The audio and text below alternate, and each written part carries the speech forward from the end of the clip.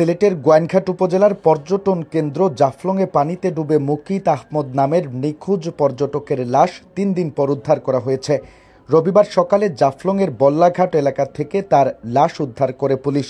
স্থানীয় ও পুলিশ সূত্রে জানা যায়, রবিবার সকালে জাফলংয়ের বল্লাঘাট এলাকায় পর্যটক মুকিত আহমদের মরদেহ ভাসমান অবস্থায় দেখতে পেলে স্থানীয়রা পুলিশে খবর দেয়।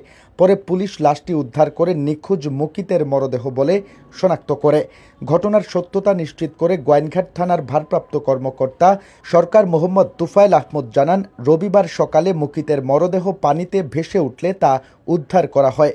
আইনি প্রক্রিয়া শেষে নিহতের মরদেহ পরিবারের কাছে হস্তান্তর করার প্রস্তুতি চলছে। নিহত মুকিত আহমদ সুনামগঞ্জের শান্তিগঞ্জ থানার রায়নগর এলাকার শামসুদ্দিন মিয়ার ছেলে।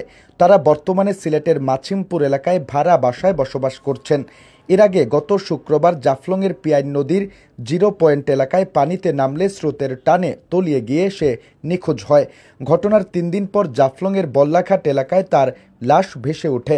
মুকিত সহ তারা 28 জনের একটি টিম বাসে করে শুক্রবার সকালে জাফলংয়ে বেড়াতে আসে। দুপুরের দিকে তারা সবাই নদীর পাড়ে ফুটবল খেলতে নামে। খেলা শেষে তারা 3 জন নদীর পানিতে নামলে স্রোতের টানে তলিয়ে যায়। বাকি 2 জন তীরে উঠলেও স্রোতের টানে তলিয়ে গিয়ে নিখোঁজ হন মুকিত। খবর পেয়ে স্থানীয় ট্যুরিস্ট পুলিশের পাশাপাশি থানা পুলিশ, ফায়ার সার্ভিস ও স্থানীয় ডুবুরিরা ঘটনাস্থলে গিয়ে উদ্ধার তৎপরতা চালায়।